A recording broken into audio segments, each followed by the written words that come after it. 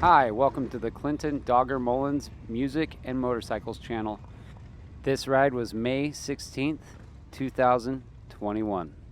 It was to a memorial for 57 men, women, and children who lost their lives on May 18th, 1980 of the eruption of Mount St. Helens. This was my first large group ride.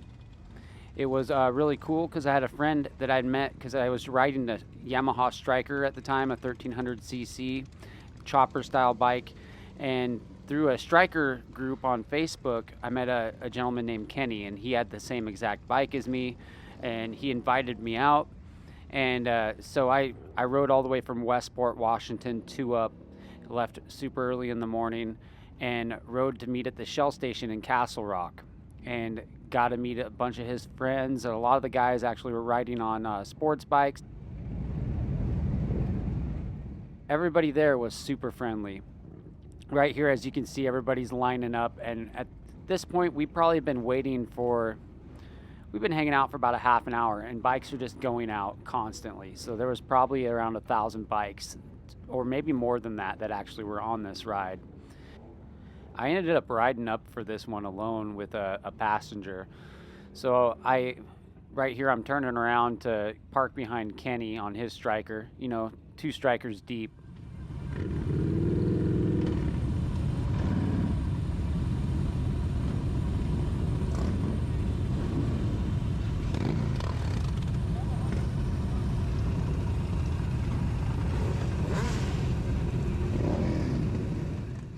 At this point, I'm thinking, what did I get myself into? I had ridden with a couple buddies here and there, but I have never rode with this amount of people. And so my nerves were a little bit on edge.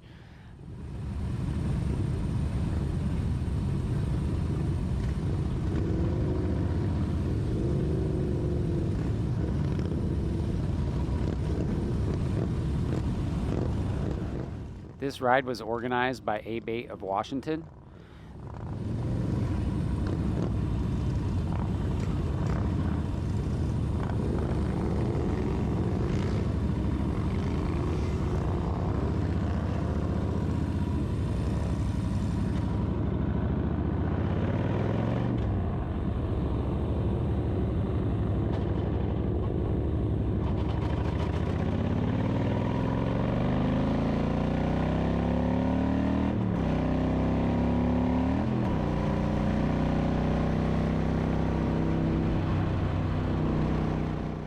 On the destination, you actually start down in Castle Rock, and you end up at 7,500 feet of elevation change. And then you get at the volcanic observatory, where you just have a beautiful view of Mount St. Helens. The ride is beautiful alone on itself. All the corners, all the terrain, it's just really good road. But the view you get at the end is just totally worth it. The ride actually ends at Johnson's Ridge, where the volcanic observatory is. But the roads up there are just great, as you can see right here. Just really smooth, plenty of room for a couple guys next to each other riding up. We're going to be planning a ride, a group of people from the Grace Harbor area. So, connect with me on the YouTube channel or find me on Facebook if you'd like to ride with us. I'll also be posting dates of when we're going to be doing that or times.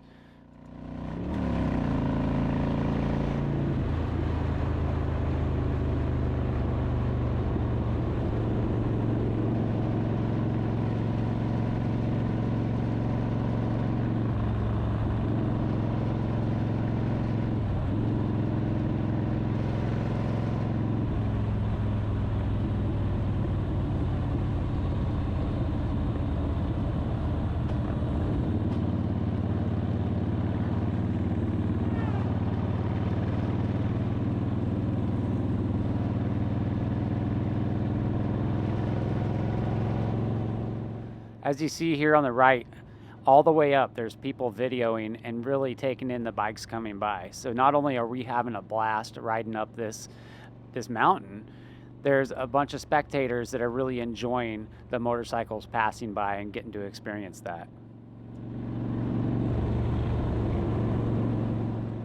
Mount St. Helens was one of the most destructive volcano eruptions in the United States. Over 200 homes were destroyed, 185 miles of roads, and 15 miles of railways were damaged. There was just an awesome amount of damage from this eruption. It's here in the Pacific Northwest. If you haven't experienced the Mount St. Helens area, there's plenty of things to experience, like Ape Cave. There are a couple mile-long caves underground. Those are really awesome.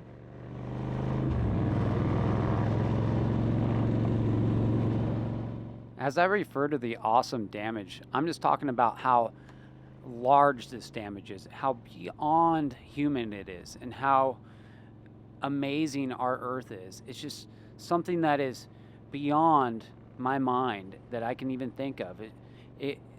And this is really small comparative to what could happen with where we live in our environment, with Mother Nature going through what she's going through.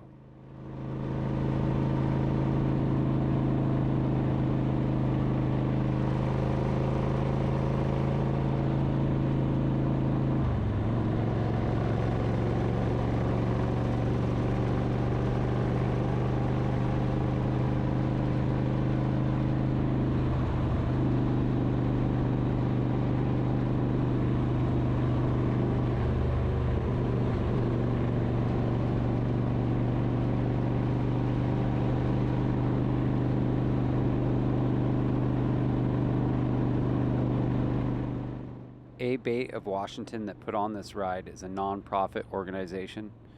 They fight for different laws that, like for right now, they're fighting to help get motorcyclists to be able to do lane splitting. You can't legally do lane splitting in Washington State. You can do it in California. There is times where it would be beneficial and it would actually help us while we're on the road. And they do other things too that are anti-motorcycle laws. They try to fight against those. So ABATE of Washington is definitely a good organization to support. 1 year memberships, I believe, are like $30 and then $25 a year after you've already became a member. I think like a 5-year membership is like $105. They have, I think, monthly meetings. My brother Derek Benford is actually a member, and you can contact me if you have any questions about it, and I can send you his way. I'm currently not a member. It's something that I'm definitely interested in checking out. I've ridden with a lot of different members. All these events that I've been to have just been super fun.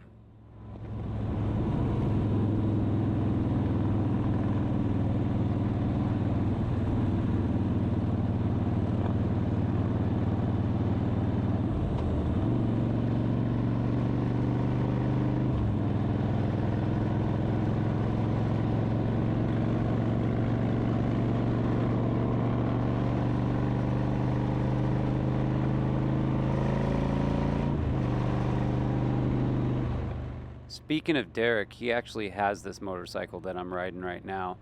It's a Yamaha Stryker 2012. And the cool thing about these bikes is they're kind of made after their big brother, the Yamaha Raider, which is a factory chopper, kind of like the Honda Fury. And this is the 1300 version, where the Yamaha Raider is a 1900. It's actually like 1850. Super cool bike. I rode this bike probably about 9,000 miles before I sold it to Derek, and they came out in 2011 and they made them until 2017, where the Raider started, I believe, in 2008 and then quit at the same time. Just a super cool bike, choppered out with the raked forks up front and really cool looking rims. But these bikes are just super cool, really fun.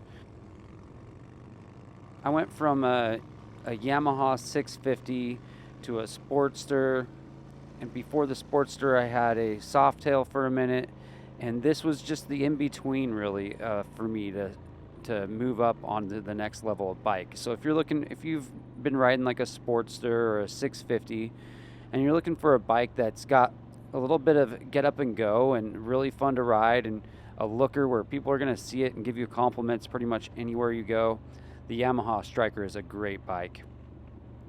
It also is just really fun to ride, and as you can see, it can keep up with anybody. The Yamaha Raider kind of ruined me though, because it is quite a bit faster, different to ride. It's a little bit longer as well, to where it's a little more comfortable for a passenger. But I've never had any complaints with a passenger on this bike. On this particular ride though, I didn't have a sissy bar, so my passenger really had to hold on. And I suggest on any bike to have a sissy bar, especially if you're taking off and you're in a group like this, where the group is actually going probably a little faster than I was expecting for my first group ride. We were hauling.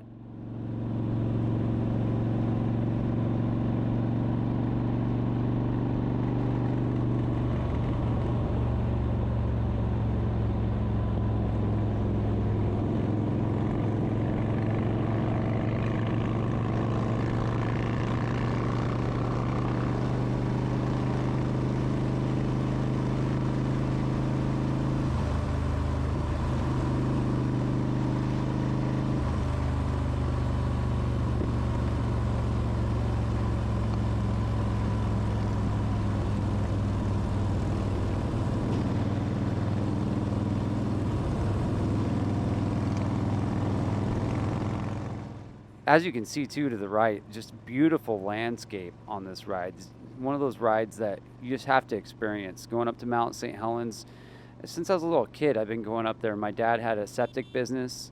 We used to go up there and he would pump the vault toilets, so I'd get to go hang out at Ape Cave or Windy Ridge and just all these different spots where he would take his septic truck, and he had the contract for up there.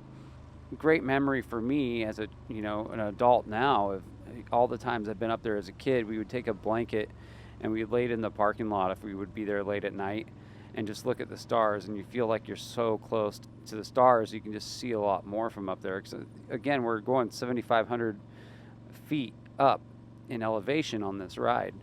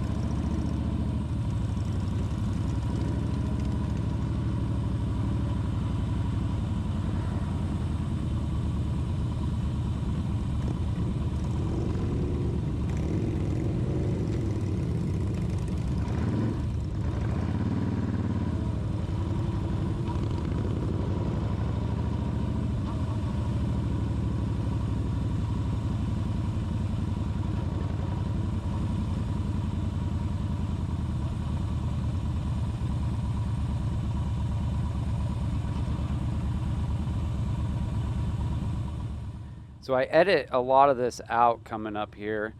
We must have been here for about 20 minutes or so. And one of the really nice things about a Yamaha Stryker is it's water cooled.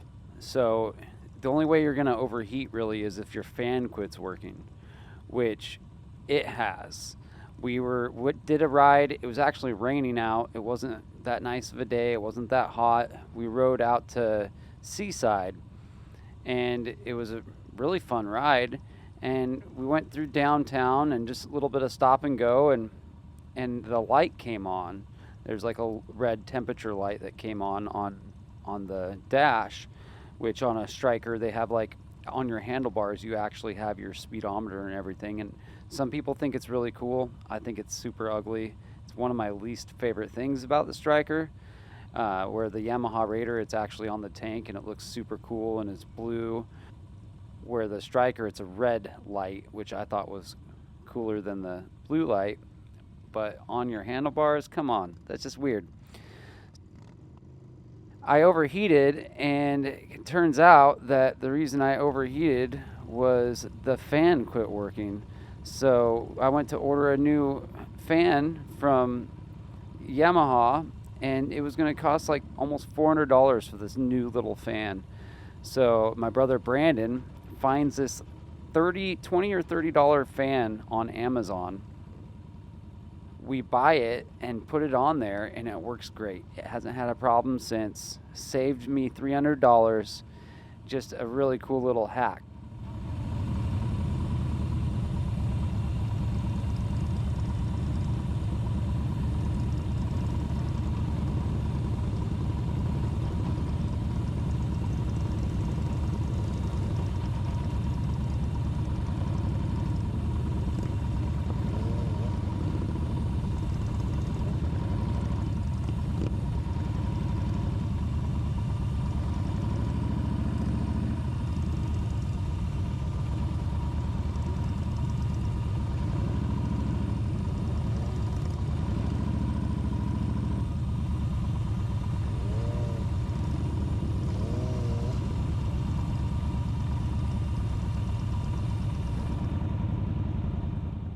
So maintaining your bikes before these big rides is super important, especially if you want to have no problems and make it home safe.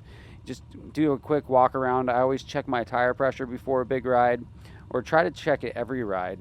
I like to check and see if there's any bubbles or any, like, if I have a screw or anything. There was one time that I rode over to Eastern Washington, and I had actually got to my sister's house I rode from Westport all the way to Spokane, Airway Heights. I noticed the next day that my tire was flat, and I had to ride from there to play a show in, I think, Moses Lake. Well, I'm not riding 100 miles with a flat tire, and turns out that I picked up here's the accident right here. I'm gonna blur through it though. Thankful for the first responders and everybody that stopped. That was really solid. Here I am in Spokane, and I have a nail or screw in my tire, and I start calling around all these places. I'm trying to find a tire. I can't find a tire. I end up finally ordering one online, and it takes like a week to get there, so I'm staying at my sister's house for an extra week.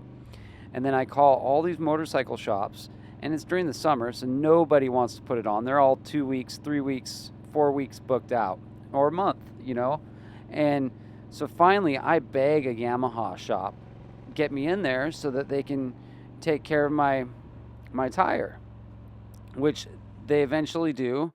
And I get my tire put on the rim. So I have like a crescent wrench and some tools that my brother-in-law has, and in his garage. I've never changed a motorcycle tire in my life. And here I am changing a motorcycle tire for this Stryker in this garage in Eastern Washington with hand tools.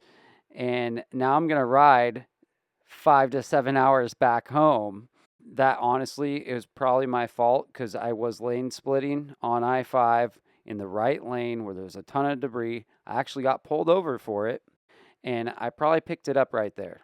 I could have plugged the hole, and I decided not to plug the hole. I would rather have a new tire. For me, just knowing that there was a hole there, it's going to bug me. I'm not going to feel 100% comfortable. I don't want to be on two wheels if something happens like that. Your tires are pretty important, so I'd rather spend the money or wait or whatever I have to do to make that happen.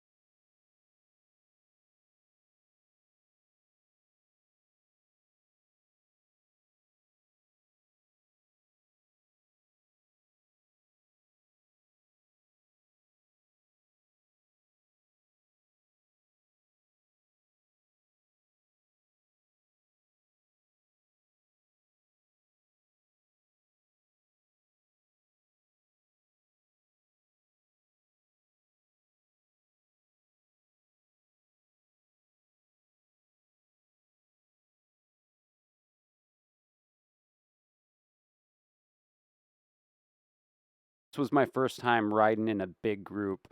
So there's certain things that, watching this back now, I would have changed. When I first came up on the guy in front of me, I would definitely would have gave him more space. Unless him and I have been riding together for a long time and we know how we ride with each other, that's different. But when you're riding with a group of people and you don't really know them, it's just good to give them space.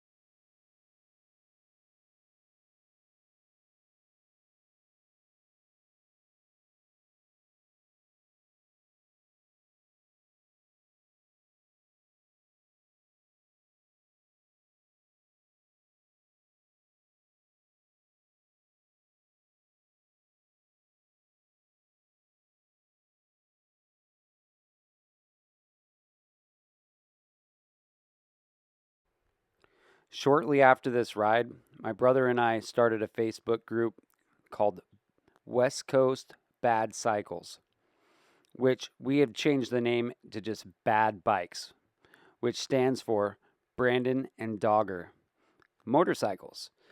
So we started this group because we wanted to start a group that did rides to destinations, not rides that just go from bar to bar. And I feel like a lot of poker runs, a lot of rides that you go on with different riding clubs or groups is going to be bar to bar.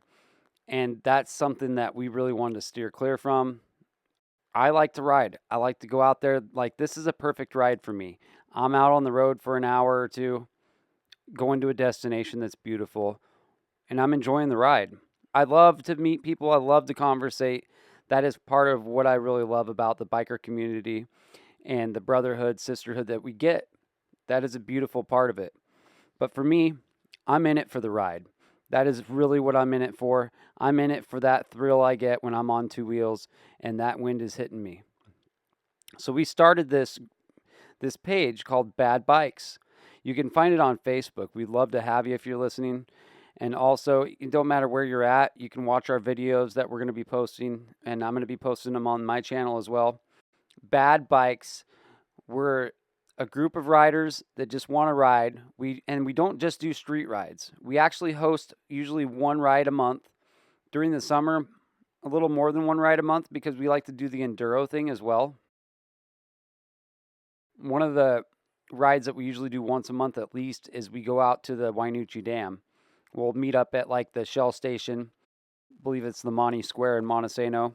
And we'll ride all the way out to the Wainuchi Dam. We might stop once or twice. We've kind of developed a system to where we don't leave people behind. That's a great ride to go if you're a beginner, especially during the summer.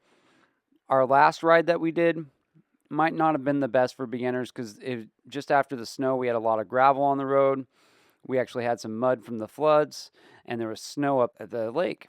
So the day before the ride, I actually go up there and I usually check it out to make sure there's nothing in the road because sometimes there's rocks that fall into the road. There'll be partial trees, and I'm able to actually pull over and kick and get these rocks out of the road and kind of prepare the path. Doesn't mean the next day that it's not going to have a rock in the road or whatever, but it just makes me feel a little bit better about it. That's something that we always do as well, is we try to go scout the ride before we do the ride. And the enduro part is super cool too, because we're not just doing the Harley thing or the sports bike, the cruiser, the chopper.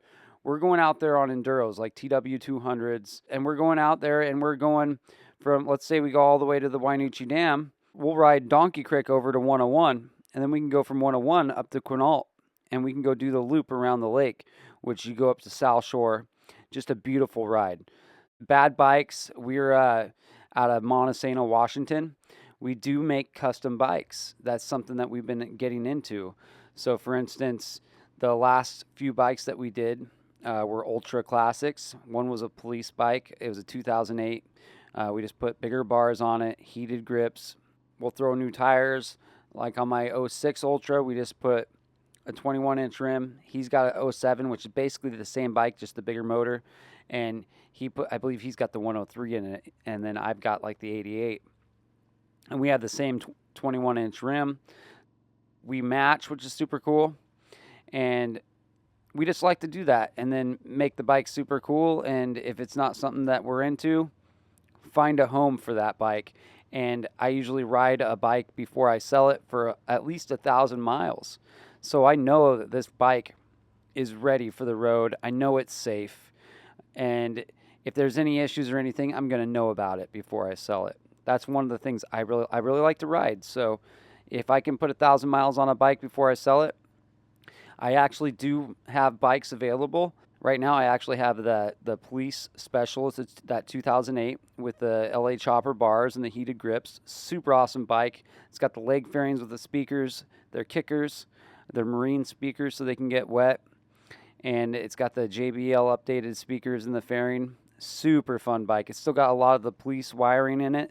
So a guy could take it and hook up a siren to it. One of the guys that owned it before me actually was a retired police officer, and the guy he had got it from Harley, and the guy actually had Harley call him after he got the bike because he wanted to meet whoever got the bike, and he did per sessions with it. Got paid to ride this bike in per sessions.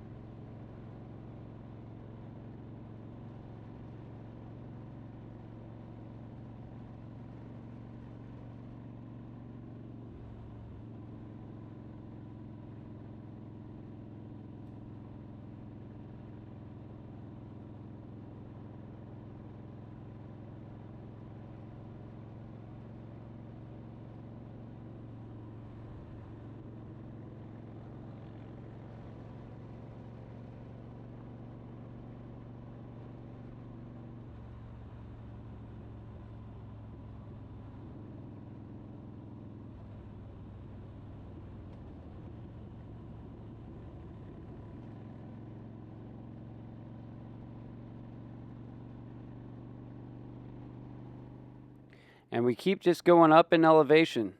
7,500 feet in elevation on this ride. You can really see the elevation climb right here where I'm going up this hill. Super cool.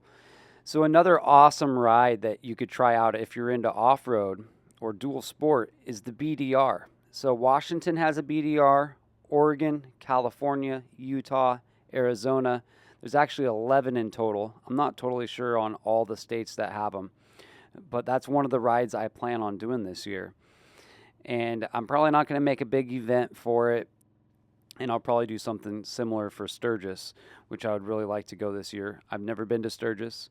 I know I definitely need to go there. Somebody said going to Sturgis is like the playoffs for a biker. So I'm going to the playoffs this year. Somehow I'm going to make that touchdown, and I'm going to the playoffs as long as all my bikes will run. So anyways, the BDR is a super cool off-road discovery route. And the Washington one, you actually start out at the bottom of the state and you work your way up to the Canadian border. So that's one of them I want to do this summer.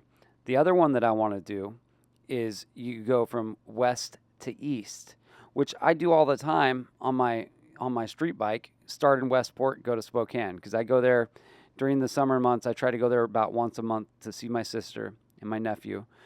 And if you're listening to this right now, I love you guys, especially you, Freddie. You're my little man. You're awesome. Freddie loves my bikes, so I ride my bike over there, and he gets to sit on them, and hopefully someday he gets to ride with me. The BDR, though, get to be off-road, go camping. So it's like a 7-day camping adventure off-road. I can't think of anything cooler than that. So that's one of my planned rides for this summer. I really want to experience it on my own with a few friends before I go out and actually try to get some other people involved. Also, I'm really excited to get some video of it. I've seen a ton of video on YouTube for it. There's a couple spots that are a little hairy, but I'm not too worried about it. I'm probably going to take my TW200. If not, I might get like a 650 BMW or something else. I'm not really sure yet, but I'm super excited. We live in a state that just has beautiful terrain, beautiful riding, not the most beautiful weather most of the time, but when we do have beautiful weather, we have all these amazing opportunities in front of us that we can take. Right here, going up this mountain is just, it's incredible. You're starting to really see the landscape change. You're starting to see the hills, the foothills of the mountains. You can't really see it in the video as well as when you're on the bike. You look down on some of these ridges or some of these bridges, you're looking way down, and it is just super awesome.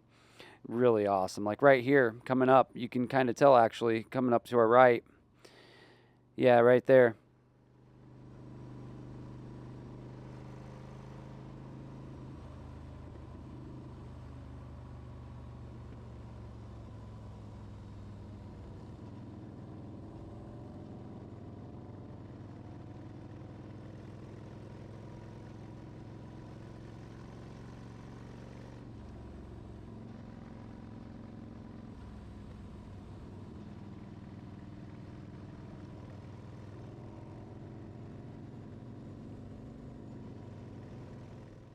One of the craziest parts about this ride is the temperature differences.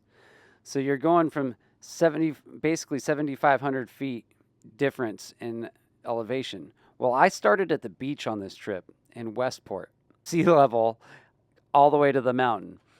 And just incredible how the temperatures change. And to meet up at, I think kickstand up was at 10:30 or 11. I had to leave my house at like, I think 7 or 8 o'clock in the morning, and fog, and it was still kind of wet on the ground. Just the weather at the beach just totally isn't that great. And again, I got to throw it out there. This was my first big group ride. I definitely see a lot that I could work on, and I have worked on since this ride, like giving people more space.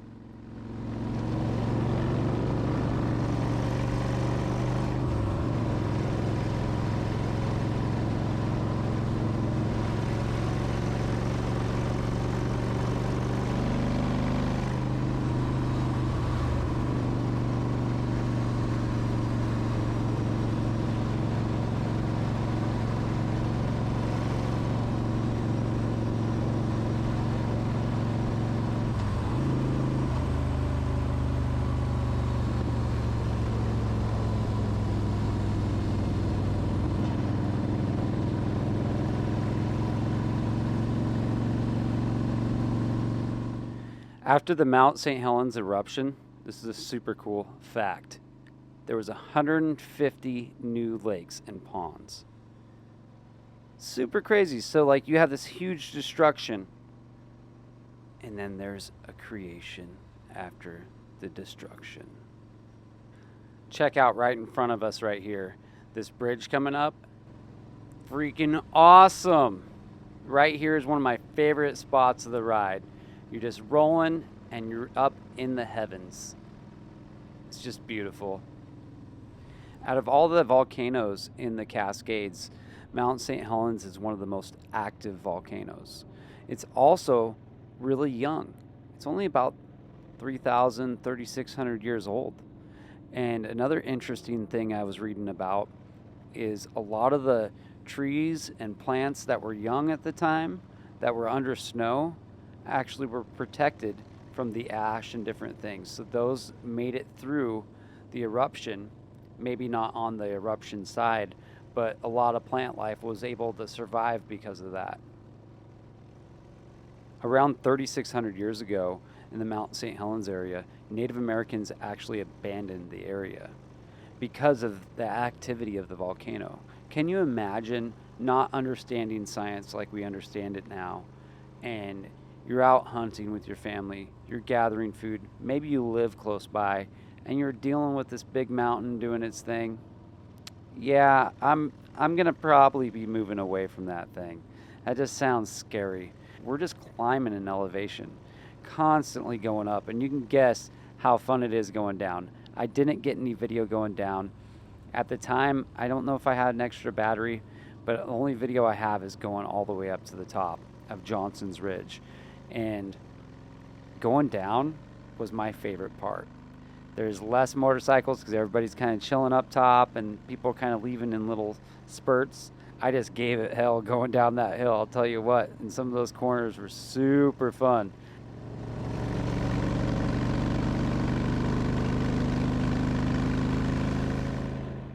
Kind of a fun fact about me.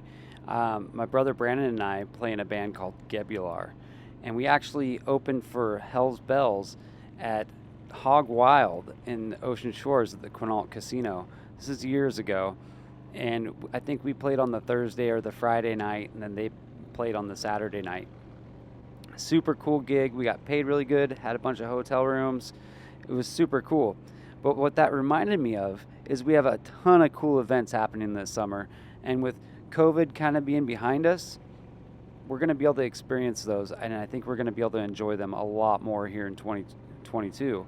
So I was just checking out the dates for all those, and Hog Wild Weekend actually starts on July 29th, and then it ends on Sunday, July 31st. So that's a Friday through Sunday, and this last year I actually got to go check it out. I had a show in Moses Lake, and I rode my Raider over there. I had to go over there for my show, so I basically went out to the Hog Wild like the day before it was, or the day it started. It was kind of rainy. There wasn't a ton of people there yet. There might have been like 50 bikes, but I got to somewhat experience it. So this is going to be my first year of actually getting to experience it, unless I plan something crazy out of town. But I'm going to try to make it there. I'd really like to have some kind of situation where maybe I bring a few bikes out for sale and have bad bikes out there, you know, representing. Also, we have some other rallies. Like if you're out of town, there's some pretty cool stuff going on in Texas, which is in June 9th through 12th is the Republic of Texas motorcycle rally. That would be a super cool one to ride across the country for. I love Texas. And their roads, since I first toured over there back in like 2016 as a musician, seems like the roads were a lot better last time I was there.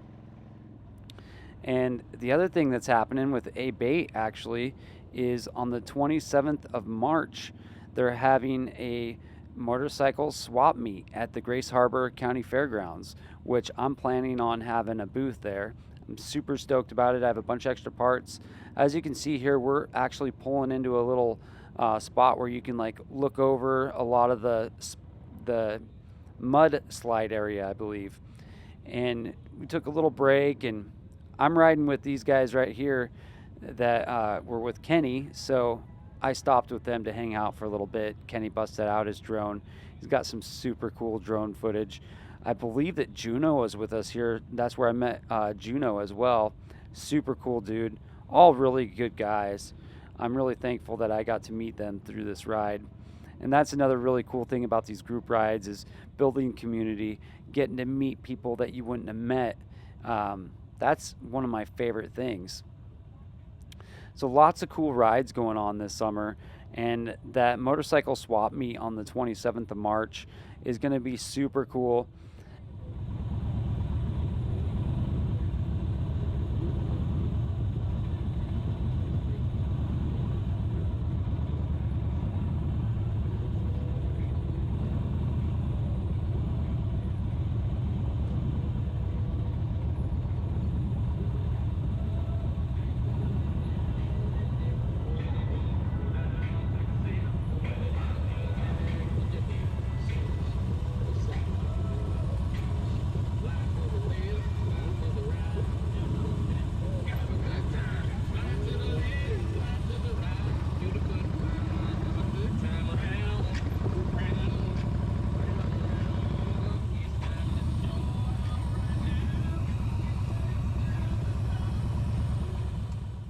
This super sick trike's about to go by.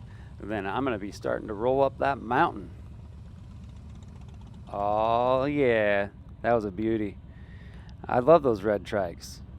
I just like anything red. Oh, there's a red car. Anyways, I'm rolling back up the mountain.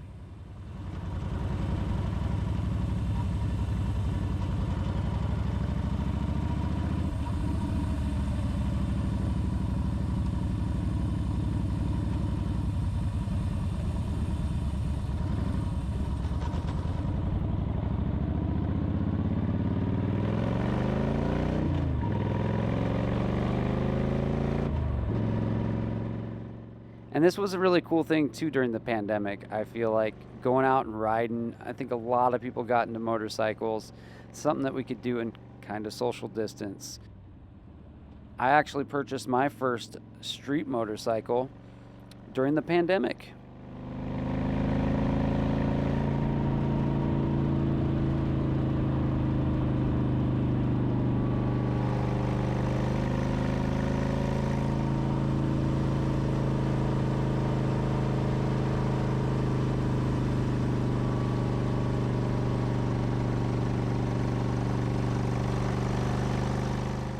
Click the subscribe button. Also, you can ring the bell so you can follow more of these rides. I have a bunch of videos, probably about 5 terabytes worth of video from rides that I have not posted yet. And I plan on posting them now that I have a computer that can do it. So if you subscribe to my channel, you'll be able to watch more of them. Also, the cool thing about my channel is I have playlists. So it's not only motorcycles, I have music and motorcycles. And then I also have the podcast Ron and Son. That's my dad and I, where we do a little bit of paranormal, aliens. We talk about stories that have happened to us in real life. My dad's had quite a few experiences. I've actually talked about a few of my experiences. In episode 4, I talk about a pretty crazy experience I had when I owned my own bar, which I used to own a bar called Dogger's Bar and Grill.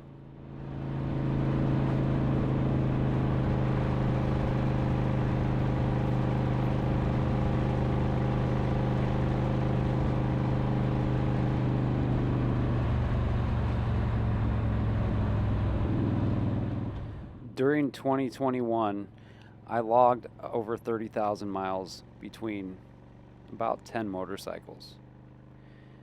Pretty awesome. For my first full year of riding street, I was able to log that many miles. Also, I'm a full-time college student right now, so I'm able to put a little more time on the road. So right now I'm actually studying my doctorate of education, leadership, and organizations. And my goal ultimately is to be done in about a year and a half, and then I'm going to be working. So I'm enjoying as many rides as I can before I'm grinding as hard as I can. Kind of crazy, during 2019 I actually started my master's, and then here comes 2020, and I finished my master's, and I got awards in the program I was in for creating a class on how to make a living as an artist. And my mentor actually talked me into going to get my doctorate. So that's why I'm in school for my doctorate. I never thought I would be doing that. It's not really something that I wanted to do. It was just something that I was capable of, and I went for it, and here I am with close to honor roll. I think one more class. If I get an A in one more class, I'll be back on honor roll. I was on there for a while.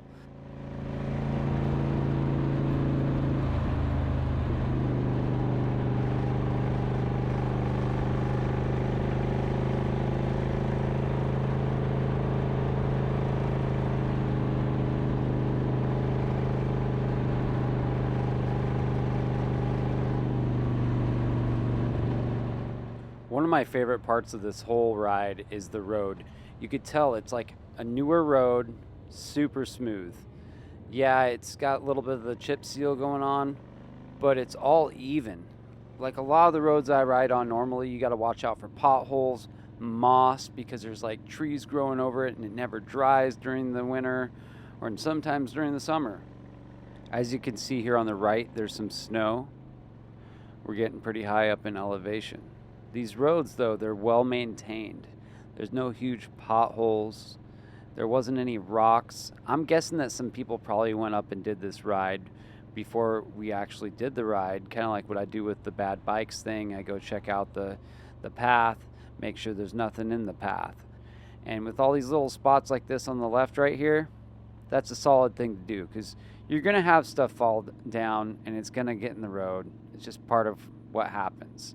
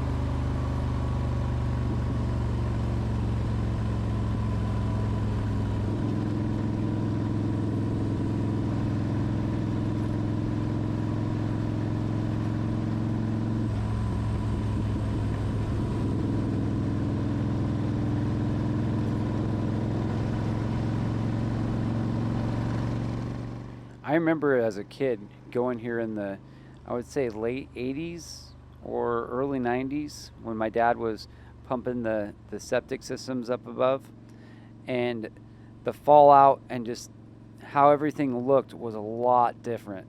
There's a lot more vegetation now. It's a lot greener. But I remember vividly being a kid and just, it looked like a war zone.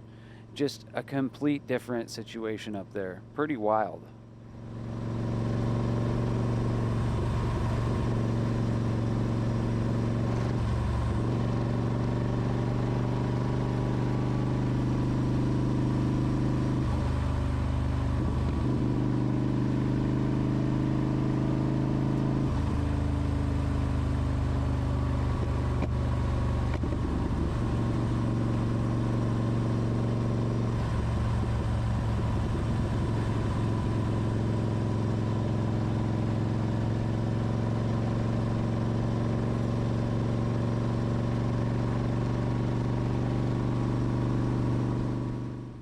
It's one bummer, I guess. Washington State, when I was a kid and a young adult in the early 2000s, you can just jump in your truck or on a quad or whatever and ride through the woods pretty much anywhere. Gates were open and there was places to go, and no one really bothered you.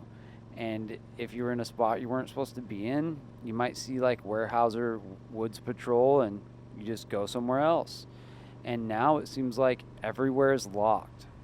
And here we're in this beautiful state with all this country, and we can't even go use a large majority of it unless we pay for a key.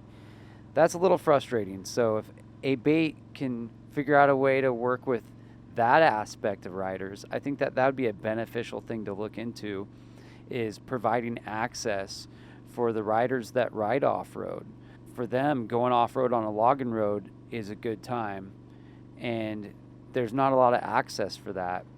The access that is available either can't go this time of year, or like a lot of the places out the Wainuchi Valley, they lock the gates part of the year, and now I'm hearing that they might not even be opening some of the gates back up.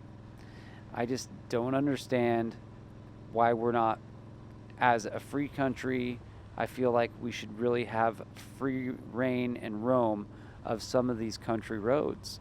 And as motorcyclists, we should be able to go out there and ride and enjoy the land that we live at, the taxes we pay towards these places. I just feel like that's something that really could be worked on, not only street riding, but if ABATE, I'm not really sure, they might actually do stuff for off-road riding, but I think that would be a really cool thing to look into, and maybe a reason for me to get involved and actually get a membership. That's something I would be down to fight for, because I personally like riding off-road more than riding on-road. I probably put way more miles on-road because there's not a lot of access. I've thought about moving out of state because there's not a lot of opportunities for a guy that wants to ride off-road. There's tons of opportunities, but they're all closed.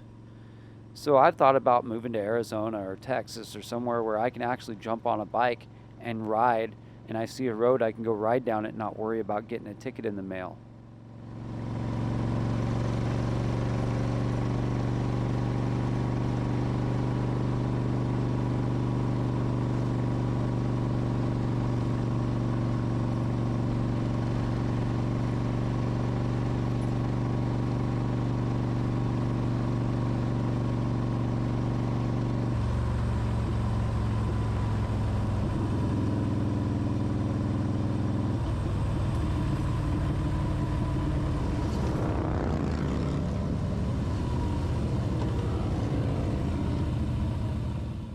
So we just passed our turn. It was back there, the last turn that went to the right. I was following everybody, and the next thing I know, here I am turning around.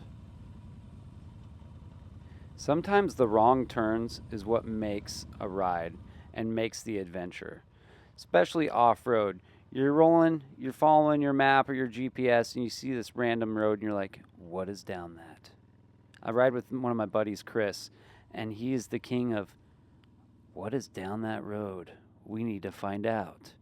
So we'll ride down all these random roads on the way to our destination. So something that would have taken us maybe a half an hour to get to might take us 4 hours, because we ride down these crazy roads that haven't been ridden down for years. Actually, there's a road that we did together that's out the Wainuchi Valley. I really want to do a ride this summer. An off-road road. You ride an enduro or a dual sport, even a dirt bike, out to Campbell Tree Grove, which is out by Donkey Creek, kind of by Highway 101, in between the lake and Quinault and all that, Wainuchi Lake.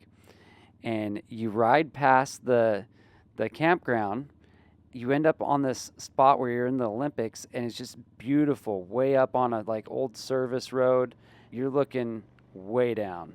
It feels like you're up where we're at right now, but without a guardrail, maybe 3/4 of one of these lanes, and at spots a lot less.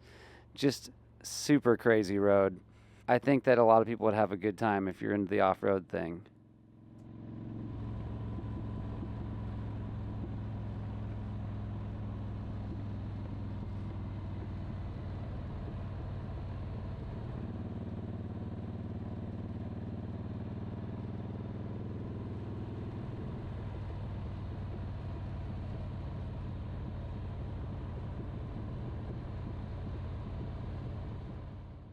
all summer long. I'm getting those waves out there to the bikers. I'm like, yeah, another one. Oh, yeah, putting those 2 fingers down, you know. And in the winter, I'm riding, and there's like nobody out. You might see one on the way to Seattle and back or something. And so I get bored. I start waving at truckers. That's been my thing in the winter.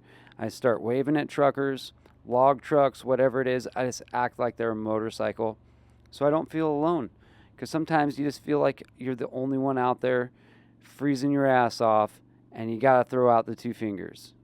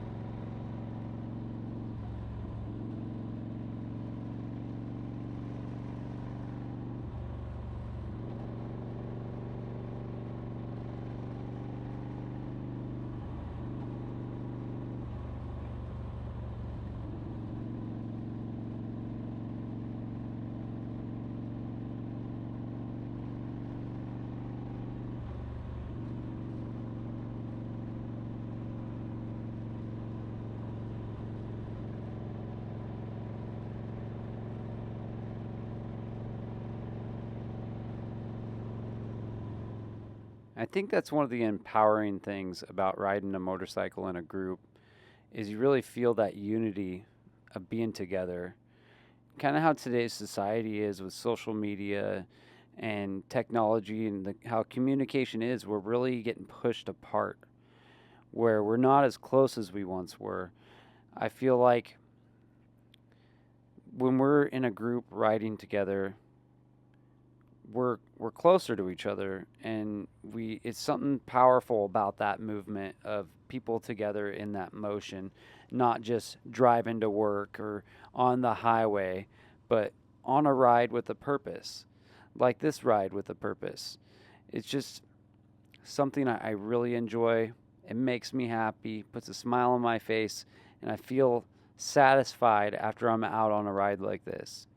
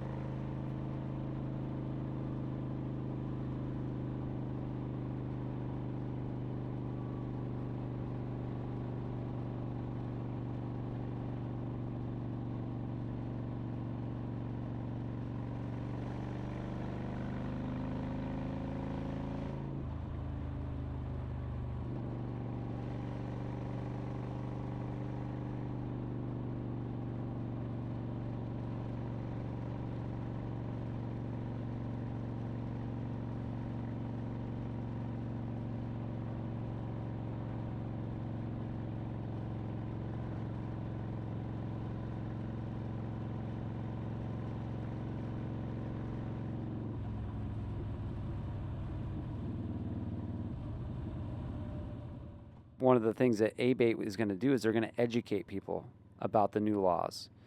So that's another thing is not only are they going out there and they're setting up these rides, and this particular ride to Mount St. Helens, there was no fees. Nobody had to pay anything to go on this ride, but maybe because they don't have a donation process in this ride, there's more people. I'm not really sure, but I think that it's a great ride, and what they're doing is great. I just hope that if you're listening to this and you've watched this video, that you can check out their website, become a member if that's something that you want to get involved in. Again, I'm personally not a member right now, so I can't talk from experience of being a member, but I think that what they're doing is really cool. Also, just to recap a little bit about what I've talked about, Bad Motorcycles, Brandon and Dogger. We have a group on Facebook. Find us on there. We host rides usually once a month. And during the summer months, we do a little bit more because we'd like to do the enduro thing too. So we'll do a cruiser, any kind of two wheels up the valley or to the beach. We do a lot of beach rides. And if you haven't been to the beach yet on your bike, that's a great ride to do. And if you want to go on the beach, I have some really cool ideas for beach rides where, like, for instance, Ocean Shores, you could ride into Ocean Shores and then ride your bike all the way down into town and then cut back through, so you get a ride in the beach. And you can go into Westport. Instead of going into town, you go straight, take that left at that stop sign, and pretty much your like second right and your first main right, you end up going down a road that takes you to a beach access, and you can take that beach access all the way to Grayland, almost to Washaway Beach. It's about 10 miles of beach riding. So if I wanted to ride that and then ride back to where I started, that's 20 miles of beach riding. Super fun, super beautiful. I have some video I'm going to post of that.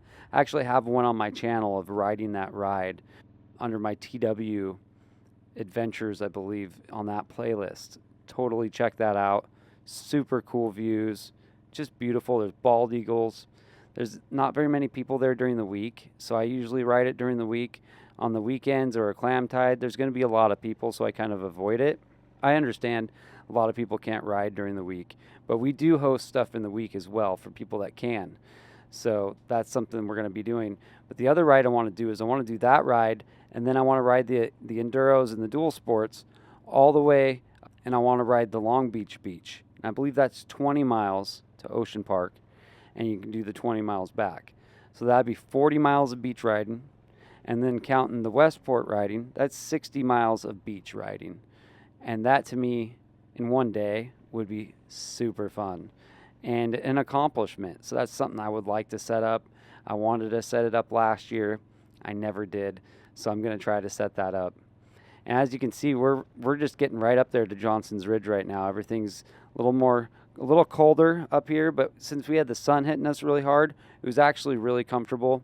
I'm always geared up. So I believe on this ride, I was actually wearing my winter gear. I wasn't wearing heated gear or anything. I usually don't turn on heated gear until about 38 degrees, or if I've been out all day and I'm heading home and I'm wet and I'm cold, that's usually whenever I bust out the heated gear. And on this particular ride, I didn't have heated grips or anything like that.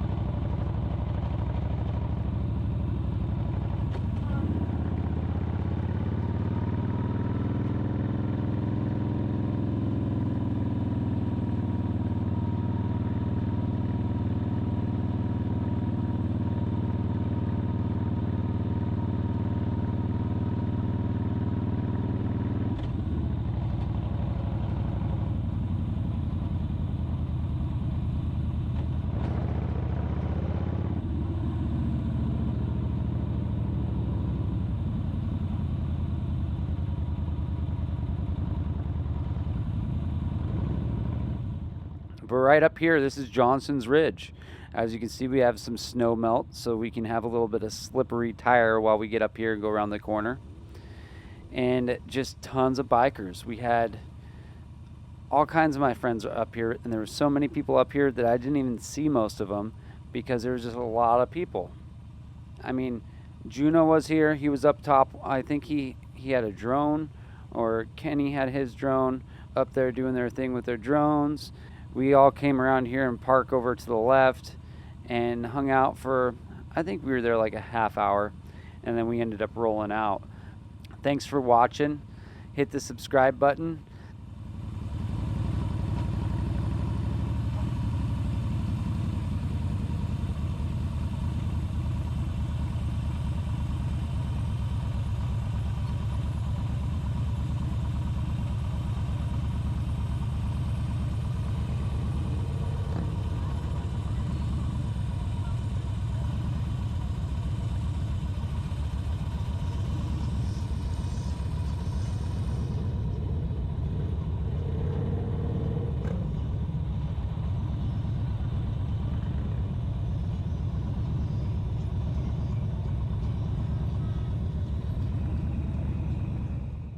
Until next time, this is Clinton Dogger Mullins with Clinton Dogger Mullins Music and Motorcycles.